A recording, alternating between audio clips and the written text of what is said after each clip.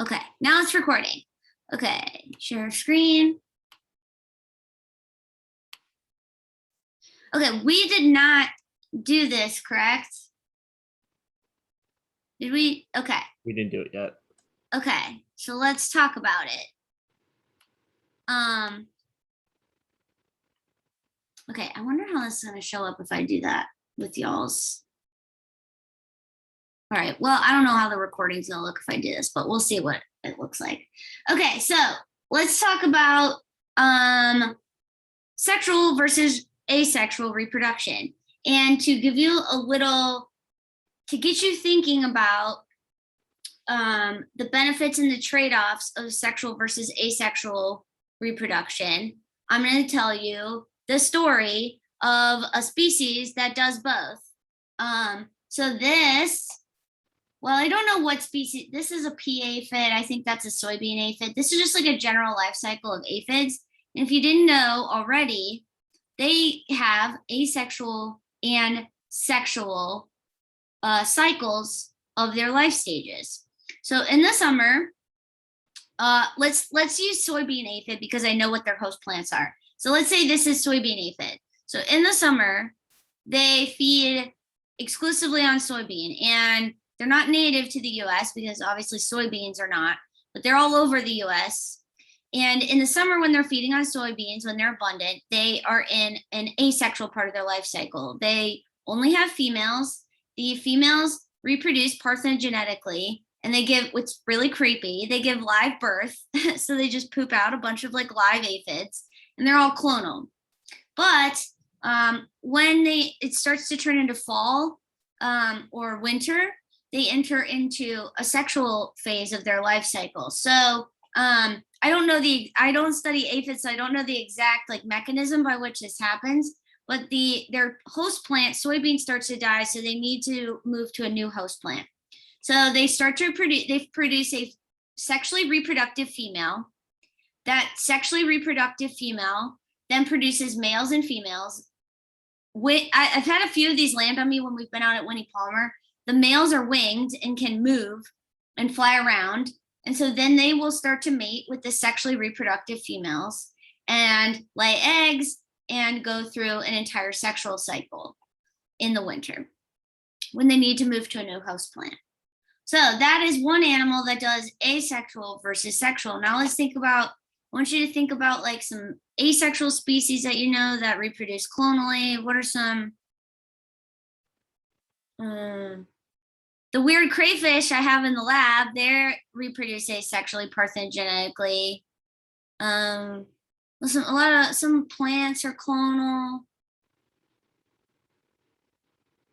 Anyway, asexual reproduction, there's no fertilization of egg with sperm. Then you have sexual reproduction, which is fertilization of egg with sperm. Let's think about some trade-offs, and I will write them down on the screen as we go through them. So what are some benefits of asexual reproduction or sexual? Let's start with asexual. What are some benefits of asexual reproduction that you can think of? It increases the population size a lot faster. Ooh, yes, that is a good one. Let me annotate.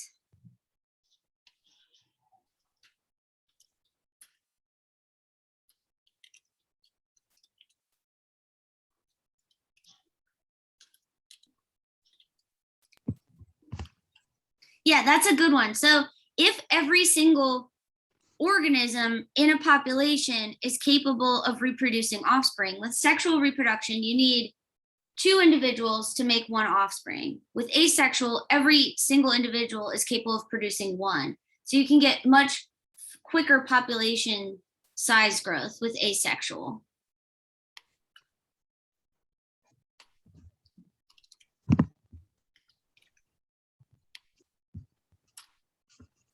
Can you think of any other benefits? I think, wouldn't it be that there is less competition for mating wise?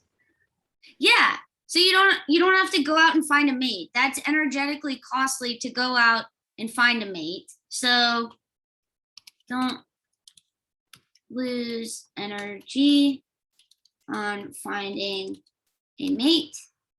Anything else?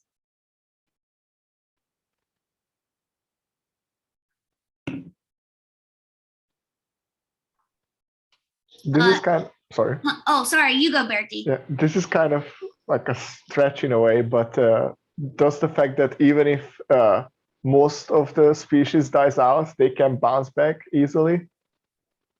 Yes, yeah. So that's kind of like related Yes, to like yes. population size. But here, I'll put like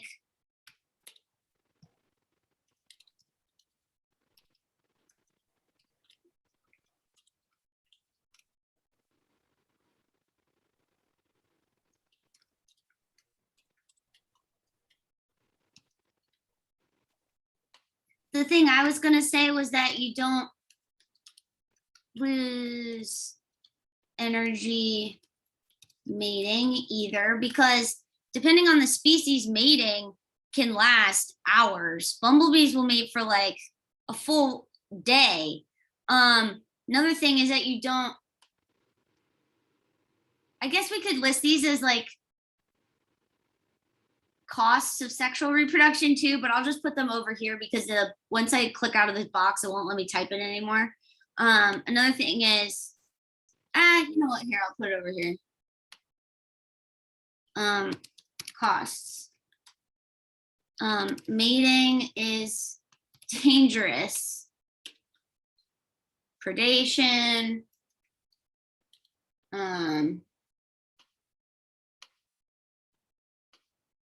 Exposure, etc. So, and energetically costly. So if you imagine like a bumblebee, a male and a female being stuck together all day and she can't really fly around when they're mating, that makes them very vulnerable. So asexual don't have to worry about that. Anything else? Benefits? I think those are the main ones I can think of.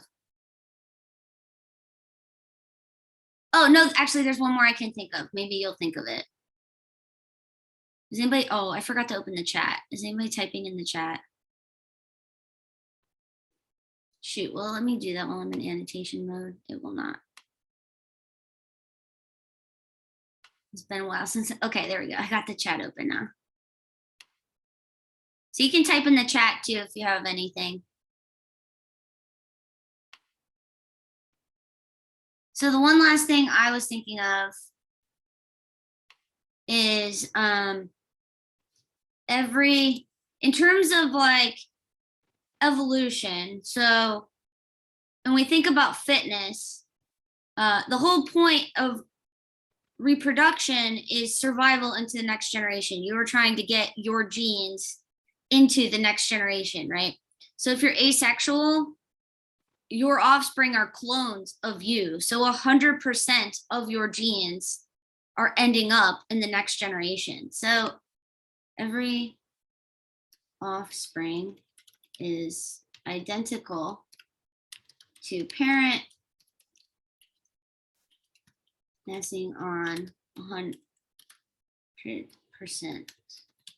of genes. So then we could say, like, the inverse of that is that one of the costs of sexual reproduction is that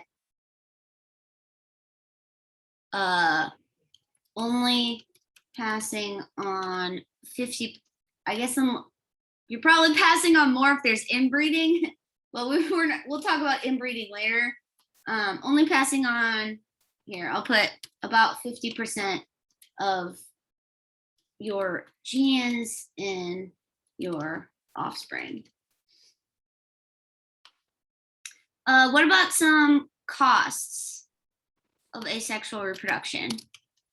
Costs I can think of would be like with the like every offspring having the same genes, there's no real genetic diversity between them. Yes, very good. No genetic diversity. And why is genetic diversity good?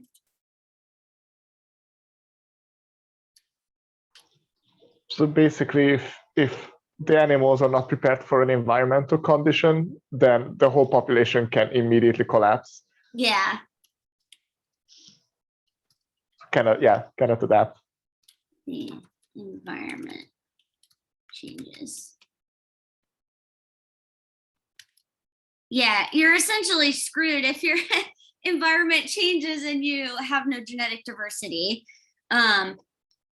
But if the environment, like, so like say soybean, aphids on soybean, that's their host plant, they're perfectly adapted to it. So their populations grow really rapidly and quickly in the summer when conditions are good, but not when they're bad. Anything else? I mean, that's like the main one. I'm trying to think if there's anything else.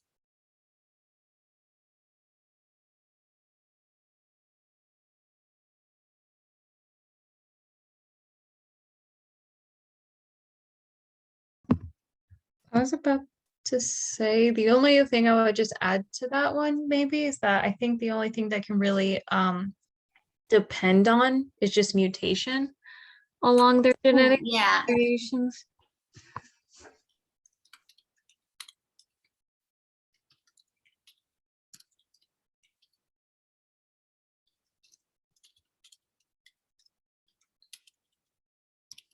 Yeah, that's a really good one, Brianna. Yeah, the only way you can really get genetic variation is via mutation. Well, this is more for like my evolution class. But in my evolution class, we talk a lot about how like deleterious mutations spread much quicker in asexual species than they do in sexually reproducing ones. Because of the whole mechanism that we talked about. But that's for evolution, not for this class.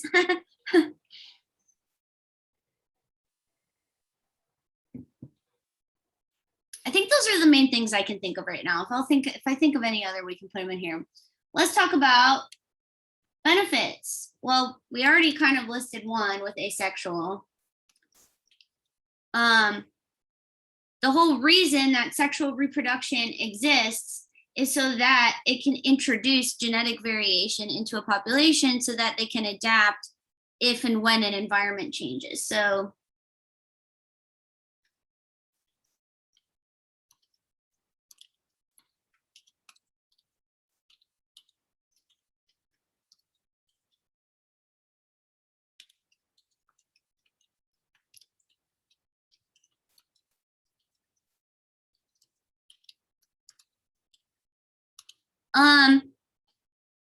there's something really okay, let's go back to Gen Bio 2. What is something else that happens in gamete formation during meiosis that's really good for species from an evolutionary standpoint? Anybody remember?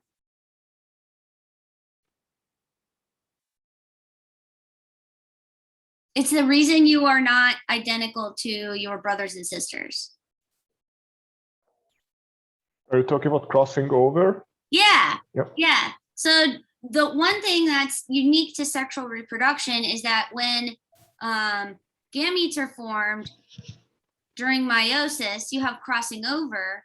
And so what you get at the end is that every gamete is just slightly genetically different. And so every single offspring, unless you have twins, obviously, every single offspring will be very slightly genetically different. So not only is it that like the mating pairs introduce genetic variation, but the whole process of gamete formation also introduces it. So get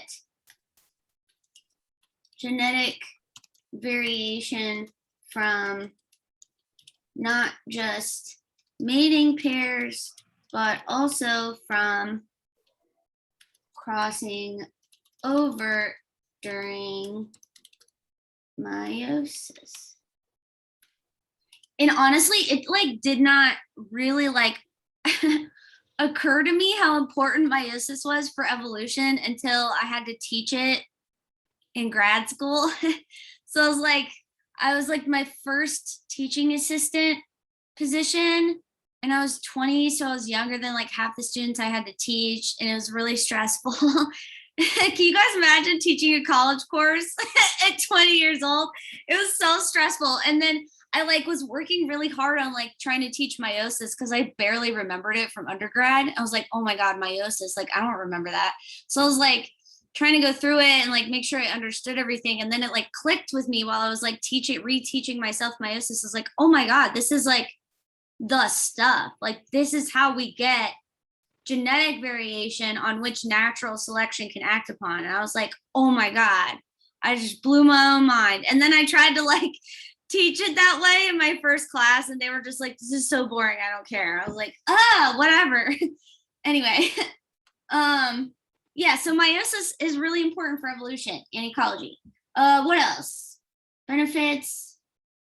Those are the two main ones.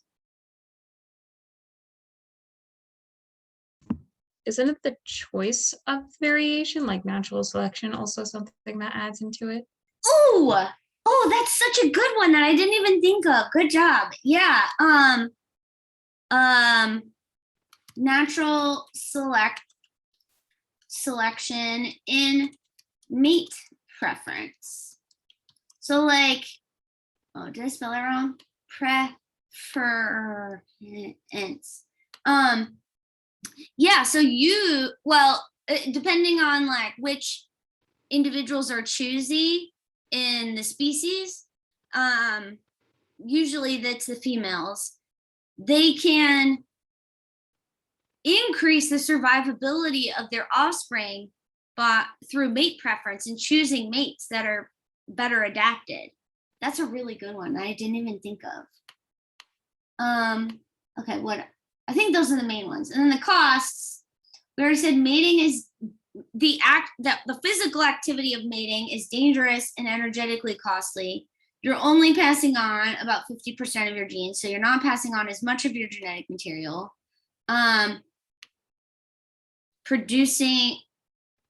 Actually, I don't know if producing gametes is more energetically costly than parthenogenesis. My guess is it's probably about the same energy cost to an organism. But not only is the physical act of mating, but you have to expend energy to find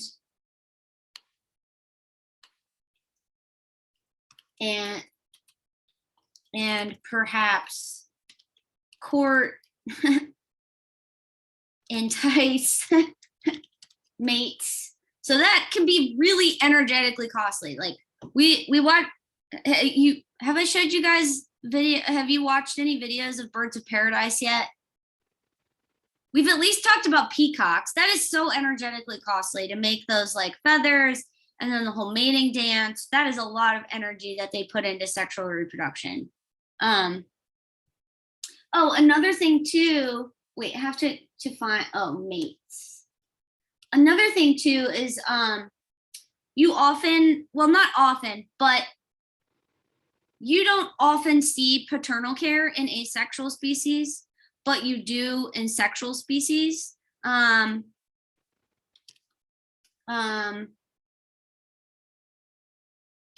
Care of offspring is common, and this is also energetic. Oh, it's not going to fit. Energetically costly. And then I guess that would be a benefit over here. Oh, I ran out of room. Would be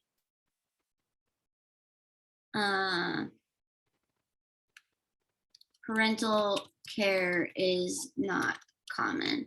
So a lot of times they just shoot the babies out and leave them. Although some do exhibit parental care, but it's not very common.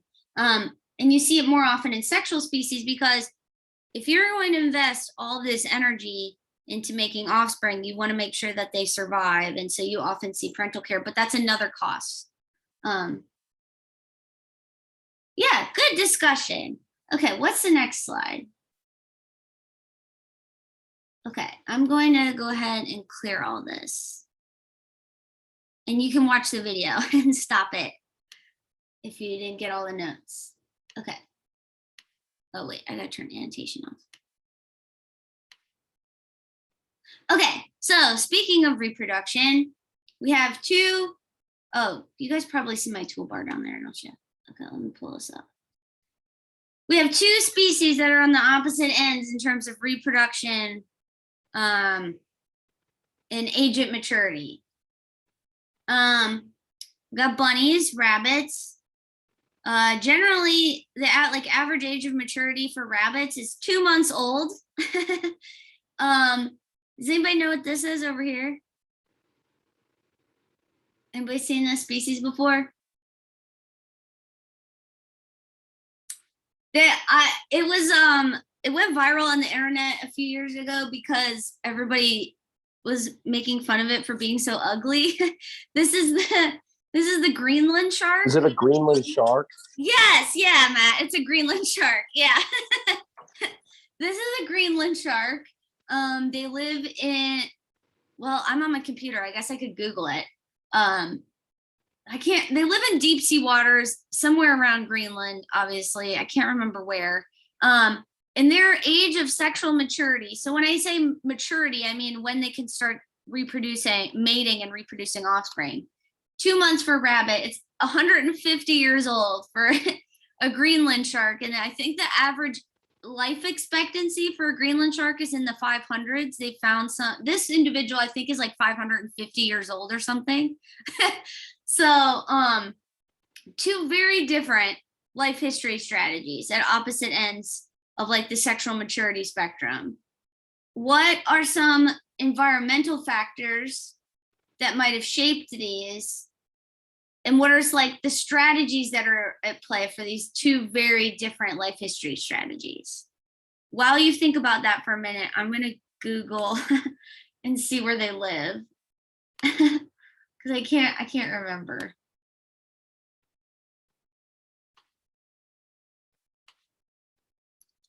Greenland shark.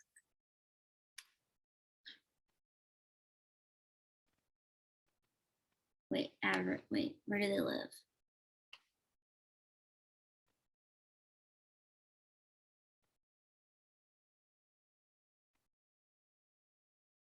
Whoa, there's the longest known lifespan of all vertebrate species between 200 and 500 years. And it's the largest extant species of shark.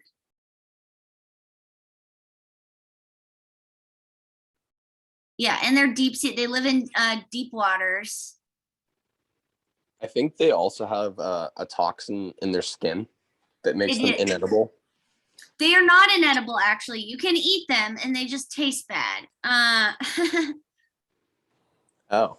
Yeah, they treat it. It's eaten. I watched a travel show about eating Greenland shark. Yeah, they have to like treat it. Yeah, but apparently it tastes like ammonia.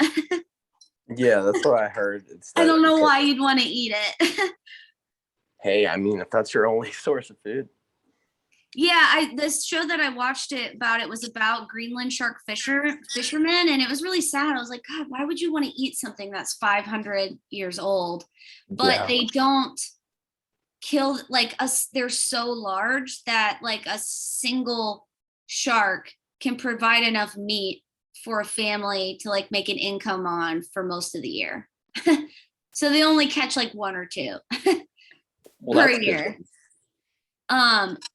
I have a friend who grew up in Alaska who said the same thing about moose. Like his dad would go out and hunt a single moose every year, and then they would just eat moose meat like all year because they're just so big. And they had like a moose freezer where all the moose meat went. Which is just like crazy. But also sort of relevant to this. So like, okay, what else was I gonna read about them? I wanted to see where they lived. I mean, I know they live around Greenland. Okay, oh, wait. Oh, okay, they actually have a pretty wide district here. I'll just show you this Wikipedia. They actually have a kind of wide geographic distribution. So it's like not just Greenland. Anyway. So why might rabbits have a really young age at maturity, and why might Greenland sharks have such an old one? Oh, somebody say something. Olivia said, yes, lots of stuff eats rabbits. And because they have so many predators, it's really important for them to reproduce offspring as quick as possible before they get eaten. So because they have high predation rates, they need to get their genes into the next generation before they get eaten. Let me annotate this. Where my annotation tools go? Oh, they're over here.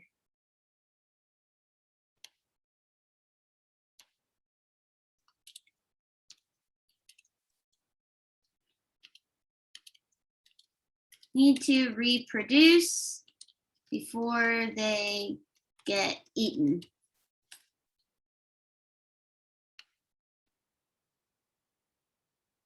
Okay. What about Greenland shark?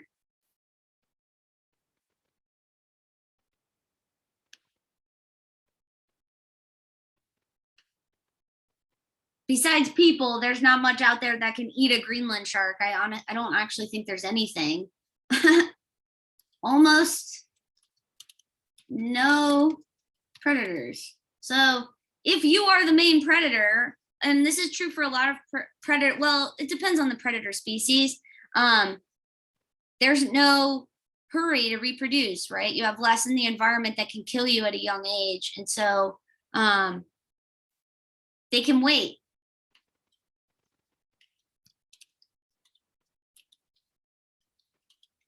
Yes. Who is gonna eat them? Besides people looking for strange ammonia flavored delicacies in Greenland.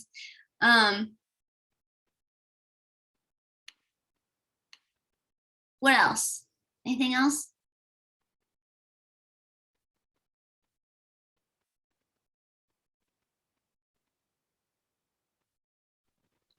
The longer they wait, the bigger they get, the more they can reproduce.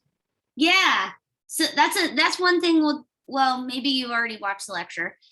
Is like when we talk about reproductive strategies, is that the larger you can get, the more energy you can then invest in your offspring, the larger they can be when they're born, or the more you can reproduce. And so the longer you wait, the more offspring or the larger they can be. So you can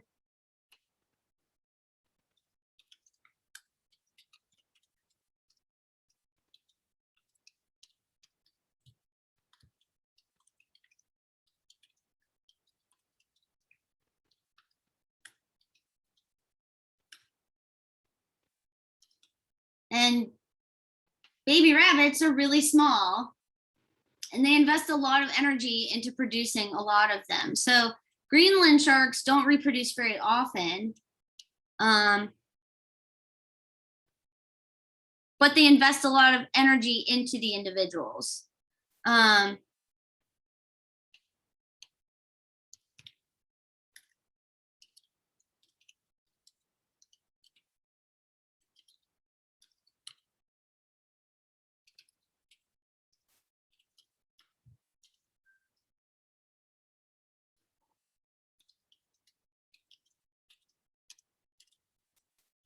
There's something else I'm thinking about, like in terms of resources.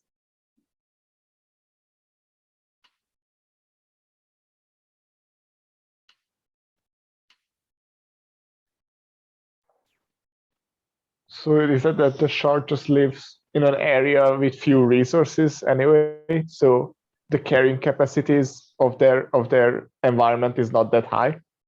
Yeah. So they are predators, but they live in deeper seas where the temperature is colder. And so their growth and metabolism is already going to be kind of slow because of the temperature of the environment, but also because there's just less density of organisms in the environment. And so their growth and metabolism has to be slow out of necessity. And so because they can only have a slow growth metabolism, then that also probably increases their lifespan and their age of maturity. Rabbits, on the other hand, there's generally abundant, they're herbivores. And so there's generally, I think they do eat insects sometimes. And we learned last year, or maybe the year before that, when I was teaching about snowshoe hares, that snowshoe hares actually sometimes will eat each other, which is gross and weird. But generally, rabbits are like herbivores or omnivores, and they generally, and they reproduce in the summer when there's abundant resources. And when they have abundant resources, they can mature much quicker. Because, and then they can also produce more offspring because there's more resources readily available.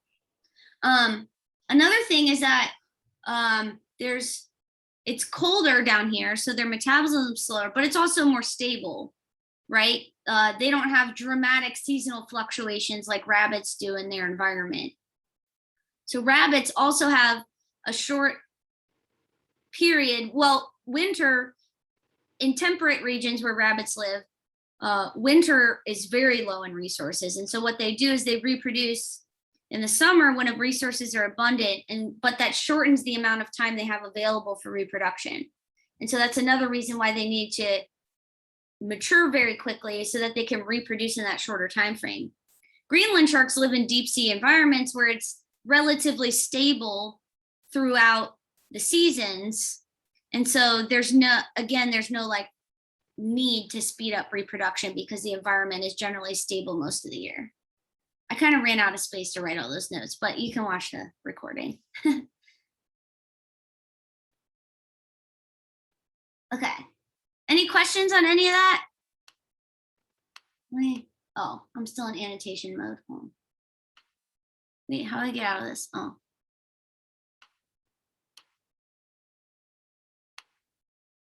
And I think, okay, yeah, we didn't get to this with the Monday group.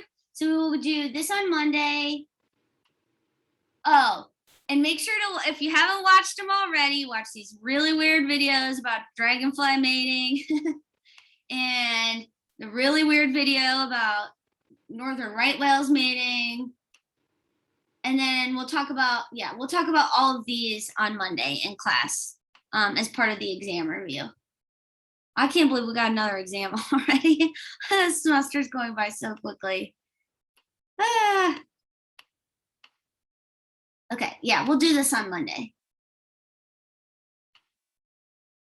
Okay, I'm gonna stop recording.